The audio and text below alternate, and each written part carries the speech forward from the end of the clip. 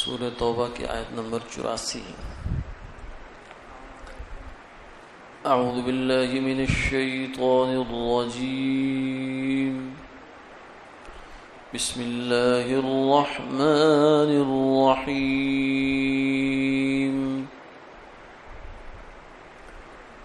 ولا تصل على أحد منهم مات أبدا ولا تقم على قبره إنهم كفروا بالله ورسوله وماتوا وهم فاسقون. صدق اللہ العظیم. اور نہ آپ نماز پڑھیں ان میں سے کسی پر جو مر جائے کبھی، اور نہ کھڑے ہوں اس کی قبر پر. یہ لوگ اللہ سے اور اس کے رسول سے منکر ہوئے اور وہ نافرمانی کی حالت میں مر گئے.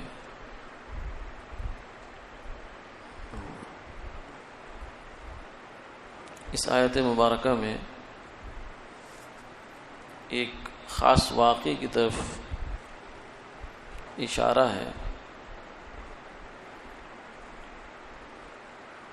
قصہ یہ تھا کہ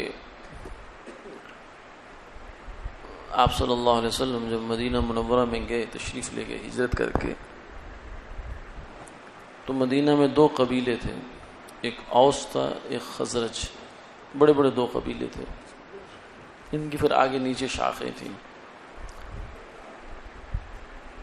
تو یہ لوگ اس بات پر تیار تھے مدینہ والے کہ ایک شخص جس کا نام تھا عبداللہ بن ابی بن سلول، اس کو اپنا سردار بنا لیں. لیکن جب آپ صلی اللہ علیہ وسلم تشریف لے گئے تو وہ ساری جو اس کی سرداری کے امکانات تھے وہ سارے ختم. تو اس شخص کو اس بات کا رنج تھا، دکھ تھا، اور اس نے یہ رنج اور دکھ اپنے دل میں بٹھا لیا. حسد جسے کہتے ہیں، کینہ بن جاتا ہے بعض دفعہ آدمی کو، اور یہ ایسی بری بیماری ہوتی ہے جو آدمی کو ہدایت سے بھی محروم کر دیتی ہے. تو یہ شخص جو ہے یہ پھر مارے باندھے کہ مسلمان تو ہوا اوپر اوپر سے، مگر اندر سے منافق رہا. بلکہ رئیس المنافقین اس کا لقب تھا، منافقوں کا سردار. تو اس نے بہت اذیت دی آپ صلی اللہ علیہ وسلم کو، مختلف مواقع پر مختلف طریقوں سے، اشاروں کناروں میں چوٹیں کرنا، تعریض کرنا. اور پھر ایک واقعہ جو قصہ افک ہے اس کے اندر بھی اس کا کردار تھا. سیدہ عائشہ رضی اللہ تعالیٰ عنہ پر بہتان لگایا منافقین نے. والذی تولی کبرہ منہم لہ عذاب عظیم، اس کا تذکرہ ہے اس میں. لیکن دوسری جانب اس کا جو بیٹا تھا ان کا نام بھی عبداللہ تھا، وہ مخلص مسلمان تھے. عجیب اللہ کی شان ہے کہ باپ جو ہے وہ رئیس المنافقین ہے اور بیٹا جو ہے وہ مخلص مسلمان، بالکل 100% سچا. ان باپ اور بیٹے کا ایک موقع پر مقابلہ بھی ہو گیا اس لحاظ سے کہ ایک سفر سے واپسی ہو رہی تھی، تو وہاں عبداللہ بن ابی نے یہ کہا اپنے لوگوں سے کہ لئن رجعنا الى المدینة لیخرجن الاعز منها الاذل، کہ اگر ہم لوگ واپس مدینہ منورہ پہنچ گئے نا تو وہاں جو زیادہ عزت والا ہے وہ زیادہ کمتر عزت والے کو وہاں سے نکال دے گا. یعنی اشارہ اس بات کی طرف تھا کہ میں سردار ہوں تو میں وہاں جا کر محمد صلی اللہ علیہ وسلم کو نکال دوں گا. یعنی خود اپنے آپ کو باعزت کہا، معزز کہا، اور ان کو غیر معزز کہا. جب یہ بات ان کے بیٹے کو پتہ چلی اس کے، تو اس نے مدینہ منورہ کے باہر روک لیا اپنے باپ کو اس نے کہا کہ تم مدینہ میں داخل نہیں ہو سکتے ہو، کیونکہ میں تیرا باپ ہوں، تو کچھ بھی کہو، اس وقت تک تم داخل نہیں ہو سکتے جب تک یہ نہ کہو کہ میں ذلیل ہوں اور محمد صلی اللہ علیہ وسلم عزیز ہے، وہ عزت والے ہیں، میں ذلیل ہوں۔ تو اس نے کہا تو پھر اس کی جان بخشی ہوئی، یعنی اس حد تک مخلص اس کے بیٹے جو تھے وہ تھے۔ تو اس کا انتقال ہو گیا عبداللہ بن ابی کا۔ جب یہ مر گیا تو اب ظاہر ہے کہ منافق تھا، اب منافق کا معاملہ تو اللہ کے ساتھ ہے، لیکن دنیا میں تو اس کے ساتھ وہی دستور ہوتا ہے جو ایک مسلمان کے ساتھ ہوتا ہے۔ تو نتیجہ یہ تھا کہ اس کے بیٹے نے درخواست کی حضور صلی اللہ علیہ وسلم سے، یا رسول اللہ جنازہ پڑھا دے میرے باپ کا، شاید اس کی کوئی بخشش کا سامان پیدا ہو جائے، اور پھر دوسری بات یہ کہ آپ اپنی قمیص مجھے دے دیں، میں اس کو پہنا دوں گا بطور کفن کے، اس کی برکت شاید اس کو حاصل ہو جائے۔ تو آپ صلی اللہ علیہ وسلم نے یہ دونوں کام کر دیے، قمیص بھی دے دی اور جنازہ بھی پڑھایا۔ اس موقع پر سیدنا فاروق اعظم رضی اللہ تعالی عنہ نے حضور کو بہت اصرار کیا اس بات پر کہ یا رسول اللہ یہ جنازہ آپ نہ پڑھائیں، آپ کیسے یہ جنازہ پڑھا سکتے ہیں؟ کیوں؟ اس لیے کہ پیچھے ابھی کچھ آیات پہلے ایک آیت گزری تھی، استغفر لهم او لا تستغفر لهم ان تستغفر لهم 70 مرة فلن يغفر الله لهم، کہ آپ ان کے لیے دعائے مغفرت مانگیں یا نہ مانگیں کوئی فرق نہیں پڑتا اس بات سے، اگر آپ ان کے لیے 70 دفعہ بھی استغفار کریں گے تو اللہ نے ان کو معاف نہیں کرنا۔ سیدنا فاروق اعظم رضی اللہ عنہ نے اس آیت سے یہ مطلب سمجھا کہ اب کسی منافق کی جنازہ نہیں پڑھایا جائے گا۔ کیوں؟ اس لیے کہ جنازہ جو ہے یہ دعا استغفار ہی ہے، جنازہ ایک دعا ہی ہے، اس کو نماز اس لیے کہہ دی جاتی ہے کہ یہ دعا بصورت نماز مانگی جاتی ہے، نماز کی صورت بنائی جاتی ہے، ورنہ اصل میں جنازہ ایک دعا ہوتی ہے۔ کیوں؟ اس لیے کہ دیکھیں دعا کے آداب میں سے ہے کہ دعا سے پہلے اللہ کی حمد و ثنا کی جائے، درود پاک پڑھا جائے اور پھر دعا مانگ دی جائے۔ تو جنازے میں بالکل یہی ترتیب ہے، پہلی تکبیر کے بعد اللہ کی حمد و ثنا ہوتی ہے، دوسری تکبیر کے بعد درود پاک پڑھا جاتا ہے، اور تیسری تکبیر کے بعد دعا پڑھی جاتی ہے، چوتھی تکبیر پہ جنازہ ختم ہو جاتا ہے۔ تو اس لیے جنازہ بذات خود ایک دعا ہے، اس لیے حضرات جو ہیں وہ فرماتے ہیں، فقہاء نے لکھا ہے کہ جنازے کے بعد دعا نہیں ہے، کیونکہ جنازہ خود دعا ہے، دعا کے بعد دعا تو پھر یہ تو پھر دعا کے بعد پھر دعا، پھر دعا، دعا تو کسی عمل کے بعد ہوتی ہے، دعا کے بعد تو دعا نہیں ہوتی کہ اب ہم نے دعا مانگی لہذا پھر دوبارہ دعا مانگیں تاکہ اس دعا کی دعا بھی ہو جائے، تو یہ تو نان سینس بات ہے۔ دعا ہوتی ہے جیسے نماز پڑھ کے فارغ ہو چلو دعا مانگ لی، بیان ہو گیا دعا مانگ لی، یا کوئی اور ایسا سلسلہ تھا جس کے بعد دعا مانگنے کا موقع ہے تو دعا مانگ لی جائے۔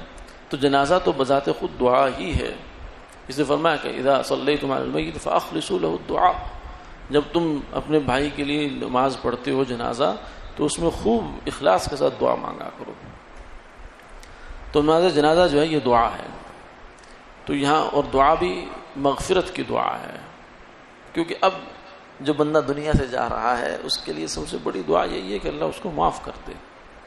اب اس کے لیے دعا نہ پیسے کی آپ کر سکتے ہیں، نہ کاروبار کی، نہ گھر باہر کی، نہ بیوی بچوں کی، وہ سب پچھلا معاملہ ہے۔ اس کے ساتھ جو اس کی ضرورت اس وقت وہ استغفار ہے، اس کے لیے مغفرت کی دعا مانگی جائے۔ تو سیدنا عمر رضی اللہ عنہ نے اس آیت مبارکہ سے یہ سمجھا کہ حضور صلی اللہ علیہ وسلم کو اس پر جنازہ پڑھنے سے منع کر دیا گیا ہے، کیونکہ استغفار سے منع کیا تو جنازہ تو استغفار ہی ہوتا ہے۔ لیکن آپ صلی اللہ علیہ وسلم نے سیدنا عمر رضی اللہ عنہ کی اس بات کو نظر انداز کیا اور فرمایا کہ دیکھو مجھے اللہ نے صرف یہ کہا ہے کہ آپ اس کے لیے استغفار کریں یا نہ کریں، میں نے معاف نہیں کرنا، لیکن مجھے استغفار کرنے سے منع نہیں کیا۔ جیسے اللہ فرماتے ہیں ان الذین کفروا سواء علیہم انذرتهم ام لم تنذرهم لا یؤمنون، اے میرے محبوب یہ جو کافر لوگ ہیں ابو جہل، عتبہ، شیبہ، ابو لہب وغیرہ، ان کو آپ چاہے ڈرائیں یا نہ ڈرائیں برابر ہے، انہوں نے ایمان نہیں لانا۔ تو اس کے باوجود حضور ان کو دعوت دیتے ہی رہے، ان کو دین کی بات سمجھاتے رہے، کیونکہ اللہ نے اختیار دیا تھا، کریں یا نہ کریں آپ کی مرضی ہے۔ تو یہاں بھی حضور نے فرمایا کہ مجھے اللہ نے اختیار دیا ہے، میں چاہوں تو استغفار کروں، چاہوں نہ کروں، باقی مغفرت کرنا نہ کرنا اللہ کا معاملہ ہے۔ مجھے اللہ نے نماز پڑھنے سے یا ان سے استغفار کرنے سے منع نہیں فرمایا، تو اس لیے آپ نے اس کا جواب تو یوں دیا۔ اور پھر آپ نے اس پر جنازہ پڑھ دیا اور آپ نے قمیص بھی دی ہے۔ اب اس پہ ایک سوال اٹھتا ہے کہ آپ صلی اللہ علیہ وسلم کو جب پتا تھا کہ یہ پکا منافق ہے، رئیس المنافقین ہے، نہ صرف یہ کہ خود منافق ہے بلکہ منافقوں کا سرغنہ ہے، سردار ہے ان کا، تو پھر آپ نے اس کے ساتھ اتنا طرز عمل کیوں اپنایا؟ تو اس کے جو جواب دیے گئے وہ ایک تو یہ ہے کہ جہاں تک بات ہے اس کو قمیص پہنانے کی، تو یہ اس میں دو باتیں ہو سکتی ہیں۔ ایک تو ان کے بیٹے کی دلجوئی ہے کیونکہ وہ مخلص مسلمان تھے بیچارے، اور دوسرا بہت سے انصار جو تھے وہ اس کے زیر اثر تھے، مدینہ منورہ کے بہت سے لوگ اس قبیلے کے، وہ عبداللہ بن ابی کے زیر اثر تھے۔ وہ جیسے کہتے تھے جیسے بہت سے لوگ جو ہوتے ہیں وہ لیڈروں کے پیچھے چلتے ہیں، لیڈر جیسا ہوگا وہ لوگ ویسے ہی ہو جاتے ہیں، تو ان کی دلجوئی بھی مقصود تھی۔ اس لیے آپ صلی اللہ علیہ وسلم کے اس عمل کے بعد تقریباً 1000 کے قریب آدمی مسلمان ہوا تھا اس عمل کو دیکھ کر۔ اور اس کے علاوہ جو ہے ایک حق تھا عبداللہ بن ابی کا حضور صلی اللہ علیہ وسلم کے ذمہ، آپ نے اس حق کو بھی ادا کیا۔ حق یہ تھا کہ جب جنگ بدر میں سیدنا عباس بن عبد المطلب آپ کے چچا وہ بھی قید ہو کر آ گئے، کافروں کی طرف سے تھے، ابھی مسلمان نہیں ہوئے تھے، تو ان کے اوپر قمیص نہیں تھی، یہ قمیص کی ضرورت تھی ان کو۔ ان کا قد چونکہ بہت لمبا تھا، اتنا لمبا تھا کہ وہ گھوڑے پر بیٹھتے تھے تو پاؤں نیچے لگ جاتے تھے ان کے، تو ان کو قمیص کسی کی پوری نہیں آ رہی تھی کہ عبداللہ بن ابی بھی چونکہ بڑے قد کا آدمی تھا، لمبے قد کا، تو اس کی قمیص ان کو پوری آ گئی، تو وہ قمیص حضور نے ان سے لے کر ان کو اپنے چچا کو پہنائی تھی۔ تو گویا کہ وہ ایک بدلہ بھی تھا جو آپ نے چکایا اس کو دنیا میں، کیونکہ آپ صلی اللہ علیہ وسلم کی عادت مبارکہ تھی کہ کسی کا احسان ہوتا تھا تو اس کا بدلہ ضرور دے دیا کرتے تھے۔ اس میں فرمایا میں نے دنیا میں ہر انسان کا بدلہ دے دیا ہے سوائے صدیق اکبر رضی اللہ تعالیٰ عنہ کے، کہ ان کے بدلہ دینے کے لیے میری استطاعت نہیں ہے، یہ اللہ ان کے بدلے دے گا جتنے ان کے احسانات میرے اوپر ہیں۔ تو عبداللہ بن ابی کو آپ صلی اللہ علیہ وسلم نے قمیص دے دی اور جنازہ بھی اس لیے پڑھایا تاکہ اس کی دل جوئی ہو جائے۔ لیکن اس کے بعد پھر اللہ کی طرف سے صاف ممانعت آ گئی۔ یہ بھی وہ مقام ہے جہاں سیدنا فاروق اعظم رضی اللہ تعالیٰ عنہ یہ اس کو بطور احسان کے بیان کیا کرتے تھے کہ وافقت ربی فی کذا و کذا، کہ میں نے اللہ کے حکم کی موافقت کی ہے اتنی جگہوں پر، یعنی میں نے ایک رائے حضور کے سامنے رکھی، یا رسول اللہ یوں ہونا چاہیے، حضور نے میری رائے کو لیا نہیں، لیکن اللہ کی طرف سے وحی آئی کہ معاملہ یوں ہی ہونا چاہیے۔ ان میں سے ایک مقام یہ بھی ہے کہ اللہ کی طرف سے بالکل ویسے صاف لفظوں میں بات آ گئی، یعنی فاروق اعظم رضی اللہ عنہ اپنی جگہ ٹھیک تھے، وہ یہ کہنا چاہتے تھے کہ یا رسول اللہ جب استغفار کرنے کا کوئی فائدہ نہیں ہے تو ایک بے فائدہ عمل ہے، اس لیے آپ نہ کریں۔ لیکن حضور صلی اللہ علیہ وسلم بھی اپنی جگہ ٹھیک فرما رہے تھے کہ اللہ تعالیٰ نے استغفار سے منع تو نہیں کیا، صرف اتنا بتایا کہ فائدہ نہیں ہے کوئی، اور یہ عمل کئی سارے فوائد پر مشتمل تھا، یعنی استغفار کا صرف ایک فائدہ ہے نا کہ اس کی ایک فائدہ نہیں ہے کہ اس کی بخشش ہوگی یا نہیں ہوگی، بلکہ اس کے پیچھے بہت سے فوائد اور تھے۔ وہی یہ کہ اللہ تعالیٰ نے ان کا احسان بھی چکا دیا، اور دوسرا یہ ہے کہ بہت سے لوگوں کی ہدایت کا ذریعہ بن گیا آپ کے اخلاق کریمانہ۔ تو اس لیے دونوں اپنی اپنی جگہ ٹھیک، لیکن اللہ تعالیٰ نے یہ حکم نازل کر کے ایک بات کو ایک طرف لگا دیا کہ آئندہ آپ کو کسی بھی منافق کا جنازہ پڑھنے کی اجازت نہیں دی جاتی، وَلَا تُصَلِّ عَلَىٰ أَحَدٍ مِّنْهُمْ مَاتَ أَبَدًا۔ کیوں؟ اس لیے کہ یہ حکم بھی مسلمانوں کی رعایت میں آیا کہ منافقوں کی اپنی جگہ ٹھیک ہے، دل جوئی ہو جاتی ہے بعض دفعہ، لیکن دوسری جانب جو مسلمان ہیں ان کی دل شکنی بھی ہوتی ہے کہ دنیا میں انسان مخلص رہے جو یا منافق رہے، اذیت دے دیتا رہے، آخر میں تو سب کے ساتھ ایک جیسا پروٹوکول مل گیا، ان کو بھی اعزاز مل گیا، تو یہ مسلمانوں کی حوصلہ شکنی بھی ہے ایک طرح سے۔ تو اللہ تعالیٰ نے اس بات کو فیصل کر دیا کہ آئندہ آپ کو کسی پر بھی قبر پر نماز جنازہ پڑھنے کی بھی اجازت نہیں ہے، ولا تقوم علی قبرہ، اور نہ ہی کسی کی قبر پر آپ کو کھڑے ہونے کی اجازت ہے۔ ان میں سے اس سے یہ بات میں معلوم ہوئی کہ دفن کے بعد قبر پر کھڑا ہونا یہ بھی جو ہے ایک حیثیت رکھتا ہے، چاہے وہ مسلمان کی قبر ہو. اور اسی طریقے سے کسی کی قبر پر ویسے جانا بطور زیارت کے یا بطور اس کی انس کے اس کے پاس جانا، یہ بھی ایک حکم ہے اور ایک اس کا درجہ ہے. تو یہ درجہ بھی صرف مسلمان کے ساتھ خاص ہے، منافق اور کافر کے ساتھ یہ کام نہیں ہو سکتا. کیونکہ جیسے جنازہ پڑھنا اس کو عزت دینا ہے، ایسے ہی اس کی قبر پر جانا بھی اس کو عزت دینا ہے. تو قبر بھی اس کے ایک اعزاز کی قبر پر جانا، یہ میت کے مرنے والے کے اعزاز کی ایک صورت ہوتی ہے. تو کافر اس قابل نہیں ہے کہ اس کو اعزاز دیا جائے، اس قسم کا اعزاز اس کو دیا جائے. اس لیے کسی مسلمان کے لیے کسی کافر کی جنازے میں شریک ہونا یا اس کی تدفین میں شریک ہونا یا اس کے بعد اس کی قبر پر جانا، یہ سب وہ تعظیم کے پہلو ہیں. اس لیے ایک مسلمان کو اس سے بچنا چاہیے. ہاں اگر مسلمان کی کوئی مجبوری ہو، جیسے مثلا بہت قریبی رشتہ دار ہے، تو وہ بطور مجبوری کے صرف رسم دنیا نبھانے کے لیے جاتا ہے تو ایک الگ بات ہے، ورنہ کسی اس کے اعزاز کے لیے نہیں ہونا چاہیے.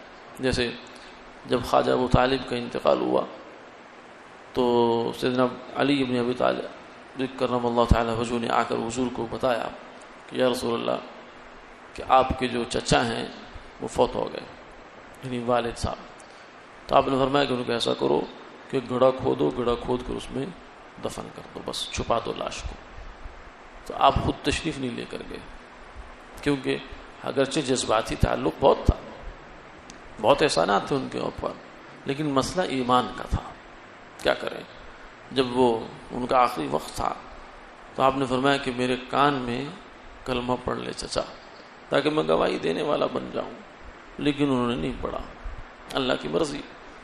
تو انہوں نے کہا کہ یہ لوگ یہ کہیں گے کہ موت سے ڈر گیا تھا اور وہ اپنے باپ دادا کا دین چھوڑ گیا. اب آپ صلی اللہ علیہ وسلم کی مجبوری، کیونکہ جذبات اپنی جگہ ہیں، دین جذبات کا نام نہیں ہے. جذبات کی اگر دین میں مطابقت ہو جائے، رعایت ہو جائے تو بہت اچھی بات ہے، لیکن اگر نہیں ہو تو دین کا حکم نہیں چھوڑا جا سکتا، وہ پہلے ہے. تو آپ صلی اللہ علیہ وسلم دیکھیں کہ آپ کے جذبات اپنی جگہ ہیں، لیکن دین کا جہاں فیصلہ آ گیا وہ بات اپنی جگہ ہے. نجاشی جو وحشی بن حرب آپ کے چچا کا قاتل ہے، آپ نے فرمایا کہ مسلمان ہو گئے، توبہ ہو گئی، توبہ قبول ہے، اسلام بھی قبول ہے، مگر میرے سامنے نہ آیا کرو، کوشش کیا کرو. کیوں؟ اس لیے کہ جذبات کا معاملہ ہے، مجھے اپنا چچا یاد آ جائے گا، تمہارا نقصان ہوگا اس میں. لیکن ان کے توبہ قبول کی ہے، کیونکہ یہ اللہ کا حکم تھا کہ جو مرضی ہو جائے، جتنا مرضی انسان گناہ گار سے گناہ گار ہو جائے، مگر جب وہ توبہ کر لے تو توبہ کے بعد اس کی توبہ قبول ہے. اس کو کوئی رد نہیں کر سکتا کہ تیری توبہ قبول نہیں ہے. تو اس لیے جذبات سامنے نہیں لانے. بہت دفعہ ایسا ہوتا ہے ہمارے ہاں کہ کسی مسئلے کو، دین کے مسئلے کو ہم جذبات کی نظر کر دیتے ہیں. ہم کہتے ہیں نہیں یہ کیسے ہو سکتا ہے، ہماری عقل نہیں مانتی، یہ بہت عجیب سی بات ہے. وہ سب چیز ایسی ہوتی ہے کہ ہم جذبات کی بنیاد پہ بات کر رہے ہوتے ہیں، جبکہ دین میں تو یہ دیکھا جاتا ہے کہ یہ دین کا حکم ہے یا نہیں ہے. اگر حکم ہے تو بہت اچھی بات ہے، اس پہ عمل کریں گے، لیکن اور چاہے ہمارے جذبات اس کا ساتھ دیں یا نہ دیں. تو آپ صلی اللہ علیہ وسلم نے اپنے چچا کے بارے میں جو فیصلہ کیا ہے وہ جذبات تو اور تھے، لیکن دین کا حکم تھا، لہذا فرمایا کہ بس ٹھیک ہے، اب ہم اس میں شریک نہیں ہوتے. تو یہاں بھی اس حکم کو اللہ تعالیٰ نے واضح فرما دیا، وَلَا تَقُمْ عَلَىٰ قَبْرِي، کہ کسی کافر کی، چاہے وہ ماں باپ ہی ہوں یا کوئی بھی ہوں، تو ان کے اعزاز کے لیے ان کی قبر پر نہیں جا سکتے. مجبوری میں جانا ایک الگ بات ہے،